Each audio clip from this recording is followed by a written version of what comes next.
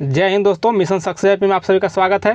Friends, Bihar SSC के लिए यहाँ पे देखिए एमसीक्यू यानी 50 क्वेश्चन का एमसीक्यू लाया गया है फ्रेंड्स, और मॉक टेस्ट के रूप में यहाँ लाया गया है। मॉक टेस्ट 1 इसका स्टार्टिंग आज है, और इसमें देखिए विस्तृत व्याख्या के साथ आप लोग को यहाँ पे कराया गया है इस सेशन को। तो आप लोग पूरा सेशन को देखिएगा फ्रेंड्स। आप लोग को अच्छा लगे तो कमेंट और शेयर ज़रूर कीजिएगा, और एक बार लाइक आप लोग ज़रूर करिए।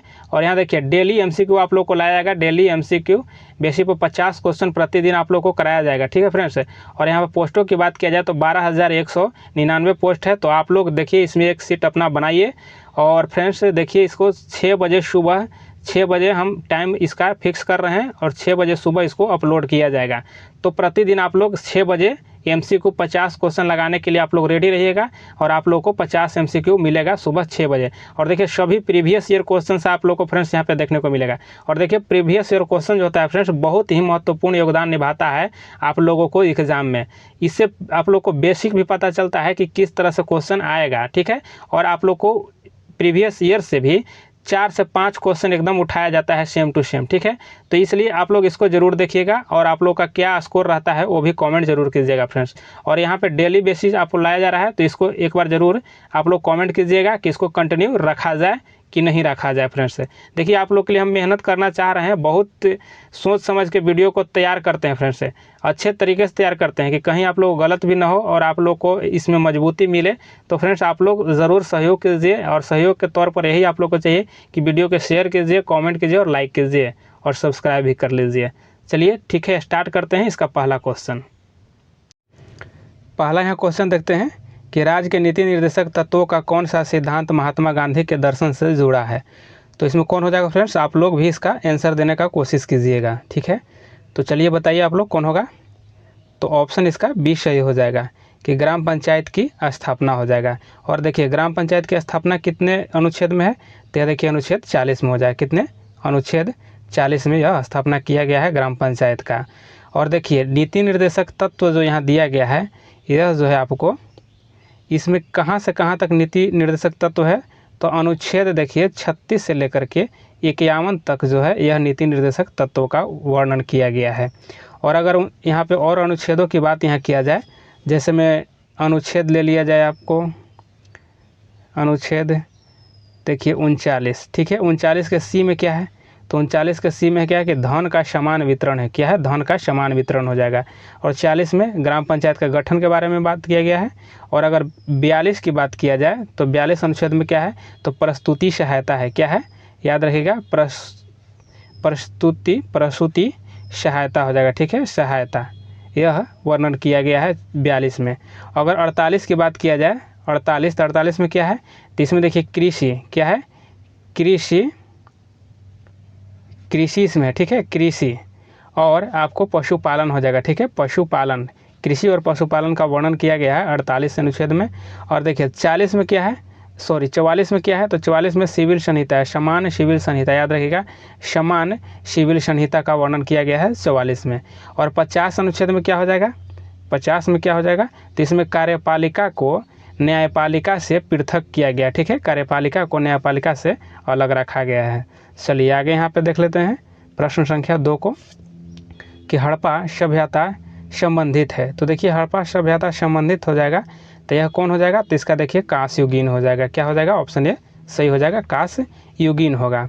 और अगर इसका पता किया जाता है, जैसे हड़प्पा सभ्यता को पता कैसे करेंगे, किस विधि से द्वारा पता किया जाता है, तो देखिए यहाँ पे C14 विधि जो है ना, C14 पद्धति जो है, इसके द्वारा हड़प्पा सभ्यता का निर्धारण जो है कालक्रम, यह जो है देखिए 2350 से लेकर के 1750 इसको BC का निर्धारण किया गया है। तो यह C14 पद्धति के द्वारा ही निर्धारित किया गया है, ठीक है। और अगर हड़प्पा सभ्यता की खोज की बात किया जाए तो कब खोज हुआ था, तो देखिए 1921 में। कब हुआ था, 1921 में इसको खोज किया गया था। और किसके द्वारा किया गया था, दयाराम साहनी के द्वारा किया गया था, दयाराम साहनी के द्वारा। और यह वर्तमान में किस नदी के किनारे स्थित है, तो आप लोग को पता होगा यह कि यह रावी नदी के किनारे स्थित है, और पाकिस्तान के मोंटगोमरी ज़िला में स्थित है। कहाँ, पाकिस्तान के मोंटगोमरी ज़िला में स्थित है, ठीक है। चलिए आगे देख लेते हैं यहाँ पे 3 नंबर प्रश्नों को। देखिए फ्रेंड्स, यह हम आप लोगों के लिए मॉक टेस्ट के रूप में लाए हैं इसको, तो एक बार इसको अच्छे से देखिए, और इसमें विस्तृत व्याख्या किया गया है, तो आप लोग इसको अच्छे से देखिएगा, ठीक है। आप लोग के लिए एग्ज़ाम में यह बहुत ही लाभदायक साबित होगा। तो चलिए देखिए, आप लोग के लिए इतना मेहनत करते हैं फ्रेंड्स, आप लोग एक लाइक ज़रूर कीजिएगा। चलिए यहाँ पे देखिए कि भारत तथा चीन के बीच सीमा बनाने वाली रेखा है, ठीक है। रेखा लिखा गया है लेकिन यहाँ रेखा है, ठीक है, रेखा है। तो कौन हो जाएगा इसमें? तो देखिए ऑप्शन यहाँ बी हो जाएगा, यानी मैकमोहन हो जाएगा, ठीक है। और फ्रेंड्स आप लोग कमेंट कीजिएगा कि 50 क्वेश्चन में आप लोग को कितना आप लोग का स्कोर हो रहा है, ठीक है। तो आप लोग ज़रूर कमेंट कीजिएगा। चलिए इसमें देख लीजिए आप लोग कि कौन होगा इसका आंसर। आंसर बी हो जाएगा इसका, मैकमोहन रेखा हो जाएगा। चलिए और बात कर लेते हैं कि यहाँ जो रेड क्लिफ है यह क्या है। तो यह देखिए भारत और पाक के बीच है, ठीक है। भारत और पाक का यहाँ पे सीमा निर्धारित होता है रेड क्लिफ के द्वारा। और यहाँ डुरंड जो है आपको, यह जो हो जाएगा आपको पाक हो जाएगा, ठीक है। पाक और अफगानिस्तान के बीच यह सीमा रेखा बनता है डुरंड रेखा के द्वारा, ठीक है। और मैगिनोट जो है यह आपको कहाँ बनता है? तो यह जर्मनी और फ्रांस के बीच, ठीक है, जर्मनी और फ्रांस के बीच बनता है मैगिनोट रेखा। और फ्रेंड्स एक और आप लोग जानते होंगे, जैसे 49वीं समानांतर रेखा होता है, यह 49वीं जो समानांतर रेखा है यह किस देश के बीच का रेखा है? तो आप लोग बताइएगा कि किस देश के बीच का रेखा है। आप लोग कमेंट कीजिएगा, ठीक है फ्रेंड्स, आप लोग कमेंट कीजिएगा, ठीक। यह 49वीं वाला, ठीक है। देखते हैं, आप लोग को ये कई बार बताएं भी हम, और आप लोग इसको जवाब ज़रूर दीजिएगा। चलिए आगे देख लेते हैं। जैसे यहाँ 4 नंबर प्रश्नों को देखते हैं कि निम्नलिखित में से किस देश के समूह से भूमध्य रेखा गुजरती है। तो देखिए किस देश के समूह से, मैंने किस किस देश से होकर के गुजरती है, जो ऑप्शन दिया गया है उसमें आप लोग को बताना है, ठीक। तो 4 को देख लीजिए, इसका आंसर बी हो जाएगा, ठीक है। देखिए कोलंबिया हो जाएगा, केनिया हो जाएगा और इंडोनेशिया। कौन कौन? तो यहाँ कोलंबिया, केनिया और इंडोनेशिया से होकर के यह गुजरता है भूमध्य रेखा, ठीक। अगर एक यहाँ पे बात किया जाए कि 1 डिग्री देशांतर में कि भूमध्य रेखा की दूरी क्या होती है, तो इसका दूरी होता है फ्रेंड्स देख लीजिए 111.32 किलोमीटर होता है, ठीक है। यह याद रखिएगा, 1 डिग्री अगर देशांतर चलता है भूमध्य रेखा पर, तो दूरी इसका बीच हो जाता है, बीच का दूरी जो है 111.32 किलोमीटर होता है, ठीक है। और आगे यहाँ पे देखा जाए, भूमध्य रेखा जो है कुल 13 देश से होकर के गुजरती है। कितने देश हैं? तो 13 देश से होकर के गुजरती है भूमध्य सागर। चलिए भूमध्य जो रेखा है यह 13 देश से होकर गुजरती है, तो इसको आप लोग याद रख लीजिएगा। और देखिए बिहार पुलिस में क्वेश्चन पूछा गया था अभी 1 अक्टूबर वाला में, 1 अक्टूबर में क्या पूछा गया था कि भूमध्य रेखा, ठीक है, और मकर रेखा और कर्क रेखा, यह तीनों पूछा था कि तीनों किस महाद्वीप से होकर के गुजरती है। तो यह अफ्रीका महाद्वीप से गुजरती है, ठीक है, अफ्रीका महाद्वीप से गुजरती है, यह आंसर इसका था। चलिए आगे यहाँ पे देख लेते हैं। देखिए चीनी यात्री हेनसोंग ने भारत का भ्रमण किया। तो चीनी यात्री हेनसोंग जो था भारत का भ्रमण किया था, तो यह किसके शासनकाल में किया था, यह पूछा जा रहा है, ठीक है। तो इसका हो जाएगा 5 को आपको क्या हो जाएगा, इसका आंसर सी हो जाएगा। देखिए हर्षवर्धन के शासनकाल में यह भ्रमण किया था, यानी आया था, ठीक है। और यहाँ पे देखा जाए कि यह कब आया था, तो यह आपको 629 AD में, ठीक है, 629 AD में भारत पर यात्रा पर आया था। और यह लगभग 15 वर्षों तक रहा था, ठीक है, यह 15 वर्ष तक रहा था ये जो आया था आपको हेनसोंग जो, ठीक है। और आगे इसका बात किया जाए कि इसकी यात्रा वृत्तांत का नाम क्या था, तो यात्रा वृत्तांत का नाम था इसका CU की, ठीक है, CU की जो है इसका यात्रा वृत्तांत था हेनसोंग का। ये भी बात आप लोग याद रखिएगा। और अगर यहाँ पे देखा जाए कि चंद्रगुप्त मौर्य की बात किया जाए, चंद्रगुप्त मौर्य के दरबार में एक आया था राजदूत, उसका नाम क्या था, तो उसका नाम हो जाएगा मेगास्थनीज, ठीक है, मेगास्थनीज याद रखिएगा फ्रेंड्स, मेगास्थनीज आया था चंद्रगुप्त मौर्य के दरबार में। और चंद्रगुप्त द्वितीय की बात किया जाए तो इसके दरबार में चंद्रगुप्त द्वितीय में, यानी चंद्रगुप्त द्वितीय में कौन आया था, तो दूसरा में कौन आया था फ्रेंड, तो यह फाहियान आया था, याद रहेगा फाहियान आया था, ठीक है, फाहियान आया था। और कब आया था, तो यह आया था 399 से लेकर के 414 में आया था, ठीक है। चलिए फ्रेंड्स ये सभी बात को आप लोग याद रखिएगा, और हम आप अच्छा से इसको आप लोगों को हम यहाँ पे बता रहे हैं, ठीक है। चलिए यहाँ पे आगे देखते हैं। यहाँ 6 नंबर प्रश्न को देखिए कि संपूर्ण क्रांति का आह्वान होना चाहिए, ठीक है, आह्वान किया गया था। तो देखिए यहाँ पे संपूर्ण क्रांति का आह्वान किया गया था, तो यह किसके द्वारा किया गया था, तो देखिए यहाँ पर जयप्रकाश नारायण के द्वारा किया गया था। किसके द्वारा? जयप्रकाश नारायण के द्वारा किया गया था। और यह कब किया गया था आह्वान, तो यह देखिए 1979 में, ठीक है, 1979 में यह आह्वान किया गया था और इनके द्वारा एक सर्वोदय योजना को भी प्रारंभ किया गया था। ठीक है, पूछा जाता है क्वेश्चन कि सर्वोदय योजना जो था, सर्वोदय योजना किसके द्वारा प्रारंभ किया गया था, तो यह जयप्रकाश नारायण के द्वारा ही प्रारंभ किया गया था।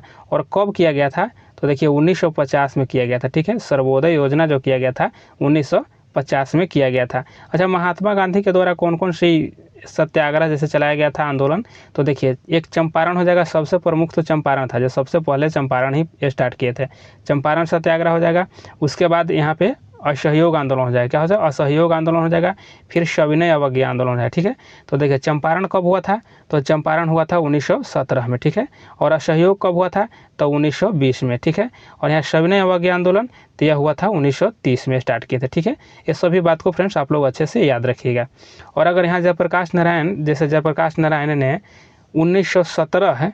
1970 के दशक में इंदिरा गांधी को पदच्युत करने के लिए भी आंदोलन चलाया था। इंदिरा गांधी को हटाने के लिए 1970 में इन्होंने आंदोलन भी चलाया था जयप्रकाश नारायण ने। चलिए आगे यहाँ पे देख लीजिए, 7 नंबर को देखिए कि विंग्स ऑफ फायर का लेखक कौन है। ठीक है, विंग्स ऑफ फायर के लेखक कौन है, तो देखिए कौन हो जाएंगे, आप लोग भी जवाब जरूर दीजिएगा। चलिए यहाँ देखिए ऑप्शन ये हो जाएगा, APJ अब्दुल कलाम हो जाएगा। कौन, APJ अब्दुल कलाम हो जाएगा, विंग्स ऑफ फायर के लेखक हैं। ठीक है, और इनके द्वारा और कौन कौन सी रचना थी, तो देखिए इग्नाइटेड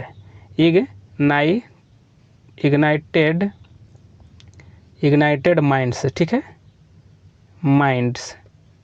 माइंड्स ये भी बात याद रखिएगा, ये भी इनके द्वारा लिखा गया यह पुस्तक था। और यहाँ पे देख लीजिए जैसे कि जवाहरलाल के द्वारा, देखिए जवाहरलाल भी ऑप्शन में है, तो इनके द्वारा क्या लिखा गया था, तो इनके द्वारा लिखा गया था मेरी कहानी हो गया, डिस्कवरी ऑफ इंडिया हो जाएगा, डिस्कवरी ऑफ इंडिया और मेरी कहानी इनके द्वारा लिखा गया पुस्तक था।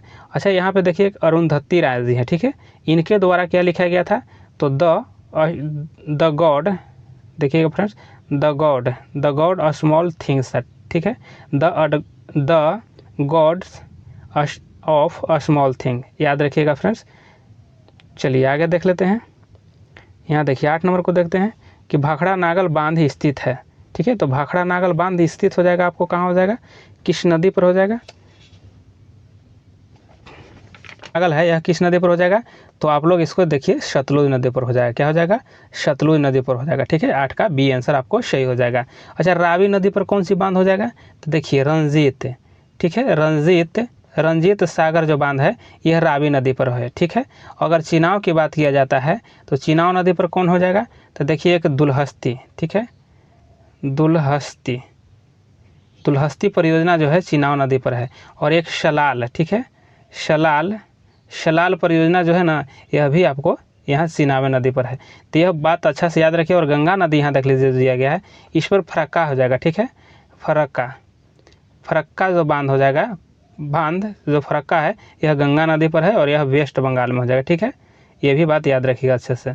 चलिए आगे देख लेते हैं, यहाँ पे 9 नंबर प्रश्नों को देखिए कि कल्हन द्वारा रचित राजतरंगिणी में वर्णन है, तो इसमें क्या वर्णन किया गया है, तो इसका हो जाएगा आपको देखिए आंसर बी हो जाएगा कि कश्मीर का इतिहास का वर्णन किया गया है। क्या, कश्मीर का इतिहास का वर्णन किया गया है इसमें। ठीक, और अगर यहाँ पे देखा जाए कि चंद्रगुप्त के शासन के बारे में भी कौटिल्य, जैसे चंद्रगुप्त के शासन यहाँ लिखा हुआ है, तो इसके बारे में कौटिल्य के द्वारा लिखा गया था। ठीक है, कौटिल्य के द्वारा जो लिखा गया था अर्थशास्त्र, उसमें इसकी व्याख्या किया गया था चंद्रगुप्त द्वितीय के।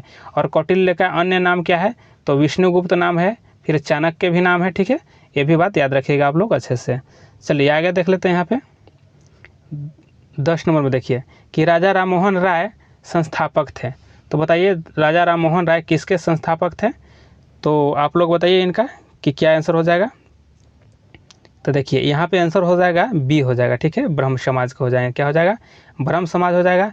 और यहाँ पे देख लिया जाए, जैसे यहाँ पे लिखा हुआ है आर्य समाज। ठीक है, तो आर्य समाज के संस्थापक कौन है, आर्य समाज का, तो देखिए स्वामी दयानंद सरस्वती हो जाएगा। ठीक है, सरस्वती, याद है, शॉर्ट में लिख रहे हैं फ्रेंड्स, आप लोग को समझाने के लिए हम यहाँ पे बोल रहे हैं, आप लोग समझ जाइएगा। आर्य समाज के स्वामी दयानंद सरस्वती के द्वारा यहाँ पे आर्य समाज की स्थापना किया गया था।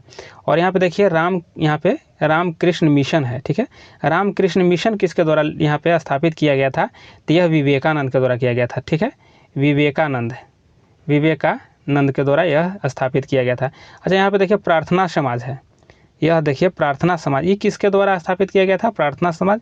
तो प्रार्थना समाज स्थापित किया गया था, देखिए आत्माराम पांडुरंग, ठीक है, आत्माराम पांडुरंग, ठीक है। इसको भी याद रखिए फ्रेंड्स, ये सभी आप लोग चारों ऑप्शन को यहाँ पे बता दिया गया है, आप लोग अच्छे से याद रखिएगा। और देखिए थोड़ा सा टाइम लग रहा है आप लोग के अच्छे से समझाने में, तो आप लोग टाइम का चिंता न कीजिएगा, अगर एक बार में समझ में आप लोग आ जाता है तो बहुत अच्छी बात है, ठीक है। और यहाँ पे 11 नंबर प्रश्नों को देखते हैं कि मैगीनोट रेखा किन देशों के मध्य स्थित है? तो देखिए मैगीनोट जो रेखा हो जाएगा, यहाँ देखिए फ्रांस और यहाँ जर्मनी के बीच यह मैगीनोट रेखा हो जाएगा, ठीक है।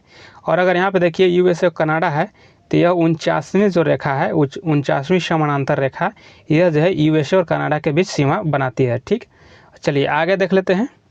यहाँ पे देखिए 12 नंबर प्रश्नों को, सतलज नदी का उद्गम है, तो सतलज नदी का उद्गम कहाँ हो जाएगा? तो यह देखिए चीन में हो जाएगा, ऑप्शन आपको सी सही हो जाएगा, चीन में हो जाएगा। और देखिए चीन में कहाँ से? तो तिब्बत के, कहाँ से? तिब्बत के मानसरोवर झील के पास राकस ताल से होता है, ठीक है। मानसरोवर झील के राकस ताल से इसका उद्गम होता है सतलज नदी के। और सतलज नदी पर बनाया गया बांध क्या है? तो यहाँ पे भाखड़ा हो जाएगा, ठीक है। भाखड़ा जो नागल बांध है, यह जो है सतलज नदी पर ही बनाया गया है। चलिए आगे देख लेते हैं।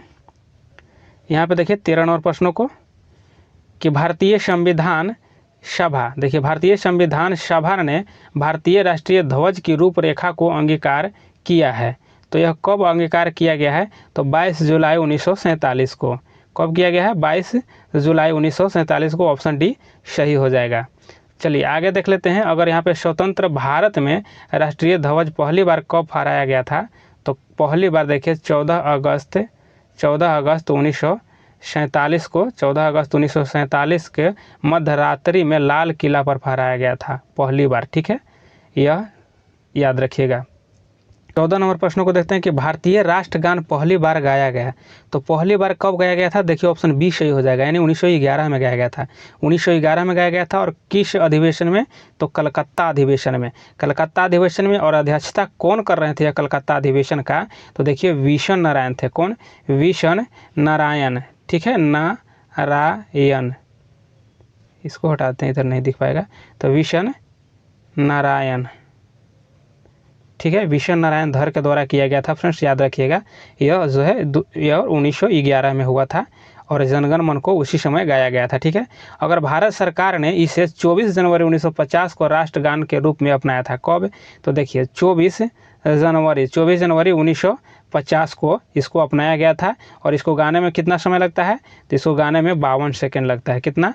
52 सेकंड। अगर संक्षिप्त में गाइएगा तो 20 सेकंड इसका लगता है गाने में, संक्षिप्त में 20 सेकंड लगता है, ठीक।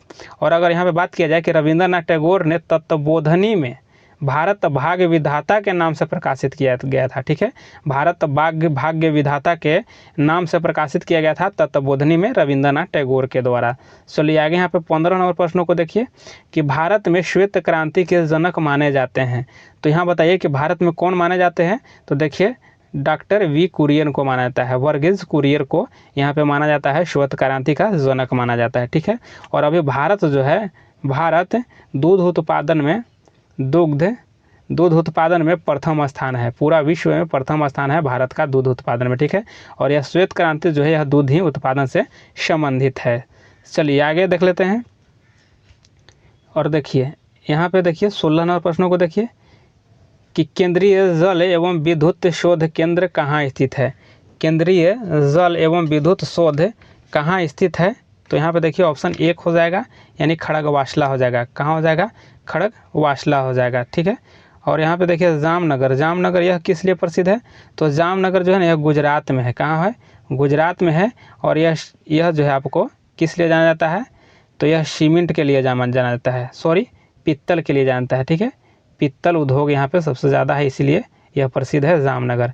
अच्छा ये सैलम क्या है? श्रीशैलम, तो ये किस लिए प्रसिद्ध हो जाएगा? श्रीशैलम, तो यह आंध्र प्रदेश में श्रीशैलम हो जाएगा। कहाँ? आंध्र प्रदेश में श्रीशैलम है। और यहाँ पे विश्व प्रसिद्ध मंदिर है, इसीलिए यह प्रसिद्ध है, ठीक है। चलिए आगे यहाँ पे देख लेते हैं कि 1847 क्रांति में निम्नलिखित में से किस एक के मित्र द्वारा धोखा मिला और ब्रिटिश द्वारा पकड़ा गया तथा मार दिया गया? देखिए यहाँ पे तात्या टोपे, ऑप्शन डी हो जाएगा, ठीक है। और तात्या टोपे को धोखा किसने दिया था? तो मान सिंह ने दिए थे, ठीक है, मान सिंह के द्वारा दिया गया था धोखा, और इसी धोखा के कारण इन्होंने पकड़ा गया था अंग्रेज़ के द्वारा और इनको मार दिया गया था अंग्रेज़ के द्वारा। अच्छा देखिए यहाँ पे नाना साहब जी हैं। नाना साहब कहाँ से नेतृत्व किए थे? तो इन्होंने कानपुर से, ठीक है, कानपुर से। और देखिए वीर कुंवर सिंह, तो वीर कुंवर सिंह यहाँ बिहार से, ठीक है, बिहार के कहाँ से हो जाएंगे? तो आरा से हो जाएंगे, ठीक है, बिहार के आरा के जगदीशपुर से इन्होंने नेतृत्व किया था बिहार से, और यहाँ पे 1857 के विरुद्ध में लड़ाई लड़े थे। चलिए खान बहादुर खान देखिए, यह कहाँ से हो जाएंगे? तो यह बरेली से हो जाएंगे, बरेली से, ठीक है, खान बहादुर खान जो हो जाएंगे यह बरेली से हो जाएंगे। और अगर रानी लक्ष्मीबाई की बात किया जाए तो रानी लक्ष्मीबाई कहाँ से? तो झांसी से, ठीक है, रानी लक्ष्मीबाई झांसी से। एक और पूछा जाता है कि बेगम हजरत महल, कौन? बेगम हजरत महल, तो यह कहाँ से? तो लखनऊ से, लखनऊ से, याद रखिएगा, लखनऊ से। चलिए फ्रेंड्स इसको अच्छे से याद रखिए आप लोग, ये सभी क्वेश्चन पूछे गए हैं कहीं न कहीं। चलिए यहाँ पे 18 और प्रश्नों को देखते हैं कि 1929 में किसकी अध्यक्षता में आयोजित हुए भारतीय राष्ट्रीय कांग्रेस के लाहौर अधिवेशन में ब्रिटिश शासन से पूर्व स्वतंत्रता का प्रस्ताव पारित किया गया? तो देखिए यहाँ पे हो जाएगा जवाहरलाल नेहरू के द्वारा, ऑप्शन बी सही हो जाएगा, जवाहरलाल नेहरू के द्वारा, ठीक है। और जवाहरलाल नेहरू के द्वारा जो 1929 में लाहौर अधिवेशन हुआ था तो इन्होंने पूर्ण स्वराज की मांग किए थे। क्या? तो पूर्ण स्वराज की मांग किया गया था। चलिए लाहौर में हुआ था यह अधिवेशन, याद रखिएगा, लाहौर में हुआ था। और अगर 28 की बात किया जाए कि 1928 में कहाँ अध्यक्षता हुआ था? तो कलकत्ता में हुआ था। और इसकी अध्यक्षता किसने किया था? तो इसकी अध्यक्षता मोतीलाल के द्वारा किया गया था। किसका? मोतीलाल नेहरू के द्वारा किया गया था कलकत्ता में, ठीक है, याद रखिएगा। और यहाँ गोपाल कृष्ण गोखले जी हैं, इन्होंने 1905 में कहाँ किए थे? तो इन्होंने वाराणसी में, ठीक है, वाराणसी में अध्यक्षता किए थे। और बाल गंगाधर तिलक जो हैं इन्होंने कभी नहीं यह अध्यक्ष रहे थे, इसका कांग्रेस का कभी नहीं रहे थे अध्यक्ष, ठीक है। चलिए आगे यहाँ पे देखते हैं 18 को देखिए कि न्यूनतम साक्षरता वाला प्रदेश। तो देखिए बिहार ही है, सबसे न्यूनतम साक्षरता वाला राज्य अगर है तो यहाँ पे बिहार ही हो जाएगा। कि बिहार जो है यह न्यूनतम साक्षरता वाला बिहार जो है यह कितने % है साक्षरता दर? तो 63.82% हो जाएगा, ठीक है, 63.82% हो जाएगा। और सबसे ज़्यादा किस राज्य का है? तो सबसे ज़्यादा केरल का है। कहाँ का? केरल का है। कितना है? तो देखिए 93.91% है, 93.91% हो जाएगा।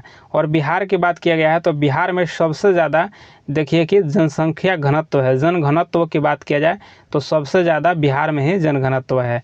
तो देखिए यहाँ पे कि यहाँ पे देखिए 1106 व्यक्ति प्रति वर्ग किलोमीटर पर निवास करते हैं यहाँ पे बिहार में, 1106 व्यक्ति। अगर सबसे कम की बात किया जाए तो सबसे कम अरुणाचल प्रदेश में है, 17 व्यक्ति प्रति वर्ग किलोमीटर पर निवास करते हैं, 17 व्यक्ति। सबसे कम में अरुणाचल प्रदेश और सबसे ज़्यादा में बिहार हो जाएगा। चलिए आगे यहाँ पे देखिए, थोड़ा सा इसको छोटा करना होगा। चलिए यहाँ पे देख लीजिए कि सम्राट अशोक जिसने 40 वर्षों तक भारत में राज किया की राजधानी का उसे समय नाम था। देखिए उस समय नाम क्या था? जब 40 वर्षों तक इन्होंने शासन किया तो उस समय राज का इनका नाम क्या था राजधानी का? तो देखिए क्या नाम था, यहाँ ऑप्शन देख लीजिए कौन हो जाएगा, आप लोग जवाब दीजिए। तो इसका कौन हो जाएगा? ऑप्शन यहाँ पे देखिए कि बी हो जाएगा, ठीक है, पाटलिपुत्र हो जाएगा। कहाँ राजधानी था? तो पाटलिपुत्र। चलिए आगे देख लेते हैं इसके बारे में और कि महाराजा अशोक मौर्य वंश से संबंधित थे। किस वंश से? तो यह मौर्य वंश से थे, ठीक है, मौर्य वंश से। चलिए आगे देख लेते हैं। अगर इनके बारे में और अगर जानकारी लेना चाहें तो क्या इनके अशोक जैसे थे अशोक, तो यह 269 ईस्वी में मगध के राज सिंहासन पर बैठा था, ठीक है, 200 देखिए 69 ईस्वी पूर्व में।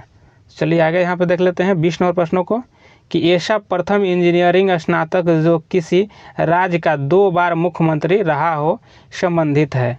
तो इसका कौन आंसर हो जाएगा?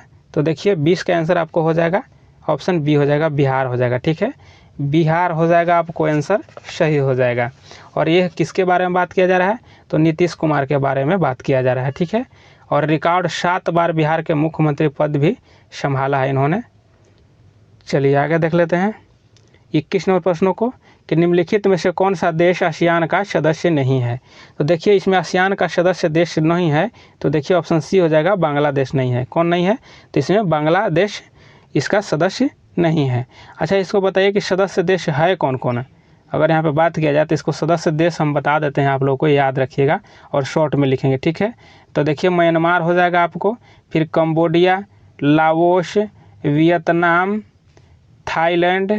थाईलैंड, फिर हो जाएगा ब्रुनेई हो जाएगा, इंडोनेशिया हो जाएगा, फिर मलेशिया हो जाएगा, फिलीपींस हो जाएगा और सिंगापुर हो जाएगा। ये सभी जो देश आप लोग को बताएं यही है आसियान का सदस्य देश है। चलिए आगे यहाँ पे देख लेते हैं 22 नंबर प्रश्नों को कि उस राज्य का नाम बताइए जहाँ से भारत का प्रथम राष्ट्रपति चुना गया है। तो देखिए बिहार से ही थे राजेंद्र प्रसाद, डॉक्टर राजेंद्र प्रसाद थे, यह बिहार से ही थे। और कहाँ से बिहार से, तो सारण जिला से थे। कहाँ से,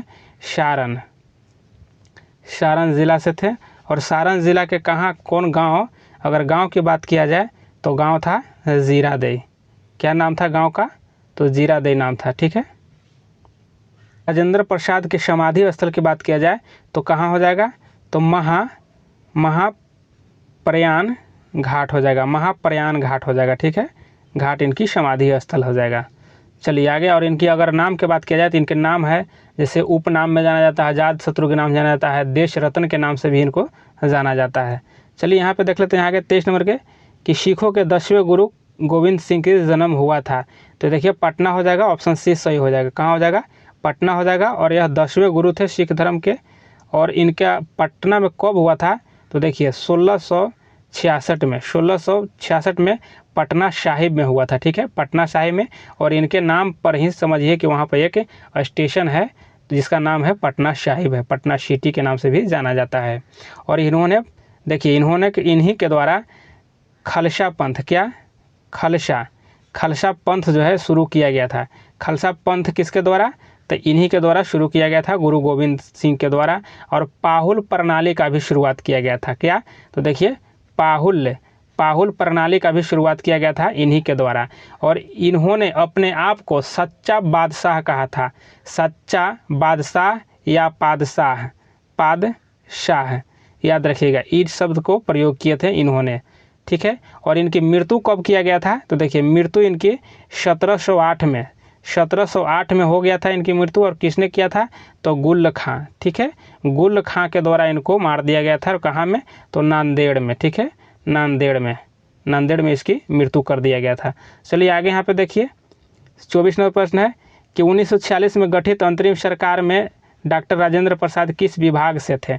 तो किस विभाग से थे, तो देखिए यहाँ पे हो जाएंगे कि किस विभाग से थे, तो ऑप्शन सी इसका सही हो जाएगा। देखिए यहाँ पे कि संबंधित मंत्री खाद्य एवं कृषि से हो जाएगा, ठीक है। यहाँ पे देखिए खाद्य एवं कृषि मंत्री थे उस समय इन्होंने। चलिए आगे यहाँ पे देख लेते हैं। और जैसे कि अगर रक्षा मंत्री की बात किया जाए तो रक्षा मंत्री उस समय कौन थे, तो बलदेव सिंह थे रक्षा मंत्री, ठीक। चलिए आगे यहाँ पे देखिए 25 नंबर को कि निम्नलिखित में से कौन सा आयोग सर्वप्रथम भारत के संविधान की किसी धारा के अंतर्गत किसी निश्चित प्रावधान के अनुपालन में स्थापित किया गया था। तो कौन हो जाएगा यह, तो यह देखिए ऑप्शन सी हो जाएगा, यहाँ पे सही हो जाएगा, चुनाव आयोग हो जाएगा। क्या हो जाएगा, चुनाव आयोग, ऑप्शन सी सही हो जाएगा। चलिए आगे देख लेते हैं। और यह कब हुआ था, तो यह जो चुनाव आयोग स्थापित कब हुआ था, तो देखिए 25 जनवरी 1950 को, 25 जनवरी 1950 को इसकी स्थापना किया गया था। चलिए 26 नंबर प्रश्नों को देखते हैं कि विश्व आर्थिक फोरम की वार्षिक बैठक का स्थल दावोस कहाँ पर स्थित है। दावोस जो है कहाँ हो जाएगा, तो देखिए ऑप्शन सी हो जाएगा, स्विट्जरलैंड हो जाएगा। दावोस कहाँ हो जाएगा, तो स्विट्जरलैंड में हो जाएगा। और विश्व आर्थिक मंच की स्थापना कब हुआ था, तो 1971 में हुआ था, 1971 में हुआ था। चलिए आगे यहाँ पर देखते हैं कि प्राचीन नगर तक्षशिला निम्नलिखित में से किन किन के बीच में स्थित है। तो किसके बीच में हो जाएगा? तो यहाँ पे देखिए ऑप्शन ए हो जाएगा, सिंधु और झेलम के बीच हो जाएगा। तक्षशिला जो है सिंधु और झेलम के बीच हो जाएगा। आगे यहाँ पे देखते हैं, निम्नलिखित में से कौन सा विद्रोह बंकिम चंद्र चटर्जी के उपन्यास आनंद मठ के द्वारा प्रसिद्ध हुआ है? तो ऑप्शन डी हो जाएगा, सन्यासी विद्रोह हो जाएगा। कौन सा? तो यह सन्यासी विद्रोह हो जाएगा। और सन्यासी विद्रोह हुआ था कब? तो फ्रेंड्स आप लोग बताइए कब हुआ था? तो देखिए 1766 से लेकर के 1800 यहाँ पे 1800 में हुआ था, और बिहार और बंगाल में यह युद्ध चला था। सन्यासी विद्रोह जो हुआ था यह बंगाल और यहाँ पे बिहार में यह युद्ध हुआ था, ठीक है। और केना सरकार के नेतृत्व में हुआ था। अगर नाम पूछा जाए तो किसने किया था? तो केना सरकार नाम था, केना सरकार के द्वारा यह नेतृत्व किया गया था इसका। चलिए आगे यहाँ पे देख लेते हैं। 29 को देखिए कि निम्नलिखित में से कौन सा कथन सत्य नहीं है? तो इसमें कौन सा कथन सत्य नहीं है? तो देखिए ऑप्शन सी को देखिए कि कावेरी नदी का उद्गम मध्य प्रदेश से है, यह आपको गलत हो जाएगा, ठीक है। तो इसकी उद्गम कहाँ था? तो इसका उद्गम आंध्र प्रदेश हो जाएगा। एपी देखिए आंध्र प्रदेश में उद्गम है कावेरी नदी का। बाकी ताप्ती का देखिए मध्य प्रदेश से हो जाएगा, महानदी को छत्तीसगढ़ से, और गोदावरी देखिए यहाँ महाराष्ट्र के नासिक से हो जाएगा, नासिक से, ठीक है। ये भी बात याद रखिए। चलिए आगे यहाँ पे देखिए 30 नंबर प्रश्नों को देखिए कि निम्नलिखित में से कौन सा हिंदुस्तानी शास्त्रीय गायक है? तो कौन हो जाएंगे यहाँ पे? तो यहाँ पे देखिए ऑप्शन आपको सी हो जाएगा सही, गंगूबाई हंगल हो जाएंगे, गंगूबाई हंगल हो जाएगा। इन्होंने हिंदुस्तानी शास्त्रीय गायक है। और अगर यहाँ पे लीला सैमसन की बात किया जाए, लीला सैमसन यहाँ पे सेंसर बोर्ड की अध्यक्ष रह चुकी है, इसीलिए इसका नाम यहाँ पे दे दिया गया है। और यह भरतनाट्यम से निपुण है, भरतनाट्यम यहाँ पे यह नृत्य करते हैं, ठीक है। चलिए आगे 31 नंबर प्रश्नों को देखते हैं कि कोलंबो से अल्मोड़ा तक का व्याख्यान निम्नलिखित में से किसके अनुभवों पर आधारित है? तो यह हो जाएगा 31 का आंसर क्या हो जाएगा? 31 का आंसर आपको यहाँ डी हो जाएगा, स्वामी विवेकानंद हो जाएगा। क्या हो जाएगा? स्वामी विवेकानंद के द्वारा यह अनुभव का उल्लेख किया गया है। चलिए आगे यहाँ पर देखते हैं 32 नंबर प्रश्नों को देखते हैं कि वैज्ञानिक तथा औद्योगिकी अनुसंधान परिषद का अध्यक्ष कौन है? देखिए तो यह करेंट अफेयर है, उस समय की बात है, तो इसका आंसर हो जाएगा ऑप्शन आपको सी हो जाएगा, भारत का प्रधानमंत्री। और उस समय की बात रहे, जैसे यहाँ देखिए तो उस समय की बात है, लेकिन अगर वैज्ञानिक तथा यहाँ पे औद्योगिक अनुसंधान परिषद का अध्यक्ष होते भी हैं तो देखिए यह पीएम ही होते हैं। और पीएम, ठीक है, तो पीएम अभी कौन है? अभी नरेंद्र मोदी हैं, इन्हीं के द्वारा इसका अध्यक्षता किया जाता है। चलिए आगे यहाँ पे देखते हैं 33 नंबर प्रश्नों को देखिए कि भारत में हरित क्रांति का जनक किसे माना जाता है? तो हरित क्रांति का जनक माना जाता है एम.एस. स्वामीनाथन को, एम.एस. स्वामीनाथन को। और भारत में हरित क्रांति का शुरुआत कब हुआ था? तो 1966 से लेकर के 67 के बीच में इसका प्रारंभ हुआ था, ठीक है। और इसमें क्या हुआ था कि हरित क्रांति के फलस्वरूप गेहूँ अन्न सबसे ज़्यादा उपजा था। क्या हुआ था? तो गेहूँ, यहाँ पर देखिए गेहूँ सबसे ज़्यादा माने उपजा था। चलिए आगे यहाँ पे देख लेते हैं 34 को कि राष्ट्रीय स्मार्ट गवर्नमेंट्स संस्थान कहाँ स्थित है? राष्ट्रीय स्मार्ट गवर्नमेंट्स कहाँ स्थित है? तो यह कहाँ हो जाएगा? तो देखिए यहाँ पे ऑप्शन ए हो जाएगा, हैदराबाद हो जाएगा। कहाँ हो जाएगा? यह हैदराबाद हो जाएगा। चलिए आगे यहाँ पे देख लीजिए कि वह भारतीय टेनिस खिलाड़ी जो फिल्म निर्माण हेतु बॉलीवुड से जुड़े हैं, तो इसमें कौन हो जाएंगे? लिएंडर पेस हो जाएंगे। ऑप्शन ए सही हो जाएगा, ऑप्शन ए सही हो जाएगा। चलिए आगे 36 नंबर को देखते हैं कि लव निम्नलिखित में से किस खेल से संबंधित है? तो लव जो है किस खेल से संबंधित हो जाएगा? तो देखिए यहाँ पे कौन सा हो जाएगा? तो ऑप्शन ए हो जाएगा, टेनिस से हो जाएगा। लव जो है टेनिस से संबंधित हो जाएगा। अगर क्रिकेट की बात किया जाए तो क्रिकेट से क्या होता है? LPW होता है, आपको इसमें गुगली होता है, हुक थर्ड मैन होता है, यह सब जो है यह शब्द का प्रयोग किया जाता है क्रिकेट में। अगर पोलो की बात किया जाए तो पोलो में क्या होता है? बैकर होता है। क्या होता है? बैकर होता है, बैकर होता है। और फिर आपको चक्कर होता है, चक्कर होता है। और फिर चुक्का होता है, चुक्का होता है। ये सभी जो है यहाँ पे पोलो में होता है। चलिए अगर बिलियर्ड्स की बात किया जाए तो बिलियर्ड्स में क्या होता है? तो क्यू का प्रयोग किया जाता है बिलियर्ड्स में, ठीक है। फिर ब्रेक का किया जाता है, ब्रेक का भी प्रयोग किया जाता है बिलियर्ड्स में। चलिए आगे यहाँ पे देखिए 37 नंबर को कि वृंदावन गार्डन स्थित है। तो वृंदावन गार्डन स्थित है तो यह कहाँ स्थित हो जाएगा? तो यह आपको हो जाएगा मैसूर में। देखिए यह कहाँ हो जाएगा? वृंदावन गार्डन जो है यह मैसूर में हो जाएगा, ठीक है। ऑप्शन सी सही हो जाएगा। और मैसूर देखिए, अगर श्रीरंगपट्टनम की बात किया जाए तो श्रीरंगपट्टनम कहाँ है? तो मैसूर में है, और मैसूर कहाँ हो जाएगा, तो यह कर्नाटक में हो जाएगा, ठीक है, कर्नाटक में। चलिए आगे यहाँ पे देख लेते हैं। और मथुरा देखिए, तो मथुरा कहाँ हो जाएगा, यह यूपी में है। मथुरा के आप लोग जानते होंगे, यूपी में मथुरा है। चलिए आगे यहाँ पे देखते हैं, बिहार के वर्तमान राज्यपाल कौन है। फ्रेंड्स आप लोग कमेंट कीजिएगा कि बिहार के वर्तमान राज्यपाल कौन है। चलिए ऐसे आगे यहाँ पे देख लीजिए कि इसका देखिए कि विश्वनाथ आर्लेकर जी हैं, अभी वर्तमान में बने हैं, ऑप्शन डी सही हो जाएगा।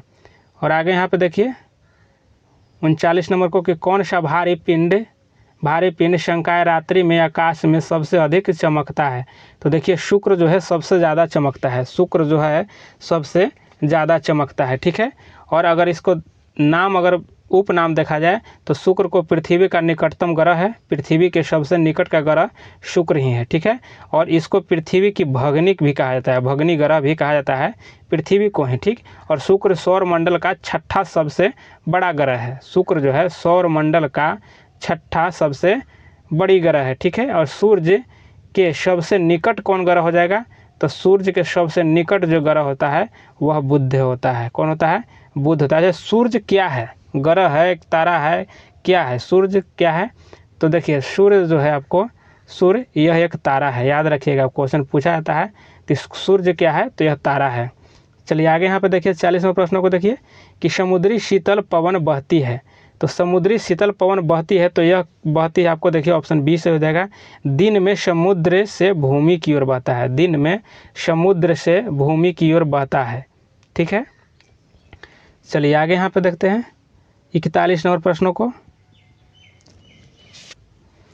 41 नंबर प्रश्न को देखते हैं कि यदि एक पेंडुलम के दोलन करने वाली घड़ी को पृथ्वी से चंद्रमा पर ले जाया जाए तो घड़ी होगी। तो देखिए घड़ी क्या हो जाएगा, तो यहाँ पे क्या हो जाएगा, 41 का आंसर देखिए ये हो जाएगा, नहीं सुस्त पड़ जाएगा, क्या हो जाएगा, घड़ी सुस्त पड़ जाएगा।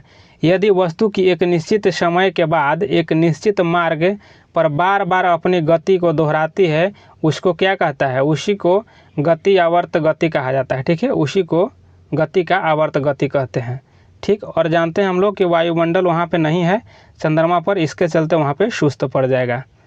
चलिए आगे देख लेते हैं यहाँ पे 42 को देखिए कि जब प्रकाश की तरंग वायु से कांच में होकर गुजरती है तब कौन से परिवर्तन प्रभावित होगा। तो कौन सा परिवर्तन प्रभावित होगा, तो देखिए 42 का आंसर आपको डी हो जाएगा, केवल तरंग धैर्य तथा वेग होगा, केवल तरंग धैर्य तथा वेग होगा। फ्रेंड देखिए यह क्वेश्चन आप लोगों के लिए बहुत ही महत्वपूर्ण होगा, और सभी देखिए प्रीवियस ईयर क्वेश्चन लिया गया है और आप लोग को यहाँ पे एक्स्ट्रा बताया जा रहा है। तो फ्रेंड्स आप लोग ज़रूर इसको शेयर भी करिएगा और लाइक ज़रूर कीजिएगा। आप लोग को वीडियो पसंद आया कि नहीं आया, हम समझ में हमको आ जाएगा उसी से, ठीक है। और आप लोग को पसंद आता है तो लाइक ज़रूर कीजिएगा। फिर आगे आप लोग को इसी तरह 50 क्वेश्चन का MCQ आप लोग को कराया जाएगा। तो फ्रेंड्स आप लोग इसको लाइक और शेयर जरूर कीजिएगा और कमेंट कीजिएगा जरूर कि ऐसे चाहिए आपको नेक्स्ट में, तो आप लोग को 50-50 क्वेश्चन का प्रतिदिन MCQ कराया जाएगा। चलिए यहाँ पे देख लेते हैं कि मनुष्य के नेत्र के रेटिना पर प्रतिबिंब बनता है, तो कैसा प्रतिबिंब बनता है, तो यहाँ पे देख लीजिए ऑप्शन डी हो जाएगा, वास्तविक तथा उल्टा बनता है। कैसा बनता है, वास्तविक तथा उल्टा बनता है। और रेटिना पर ही प्रतिबिंब बनता है, इतना जान लीजिए कि रेटिना पर ही प्रतिबिंब बनता है।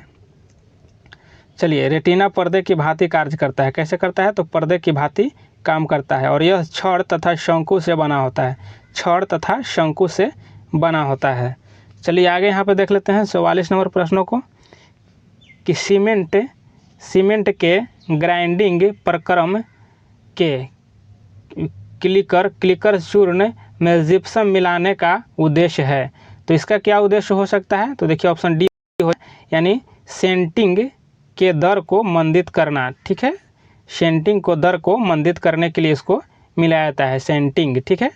चलिए आगे यहाँ पे देख लीजिए और इसका घटक कौन कौन होता है। अगर सीमेंट की बात किया जाए, सीमेंट, तो सीमेंट का घटक कौन कौन होता है, तो इसका होता है चूना होता है, ठीक है, चूना होता है, फिर सिलिका होता है, एलुमिना होता है, ठीक है, ये सभी इसका घटक हो जाएगा, ठीक।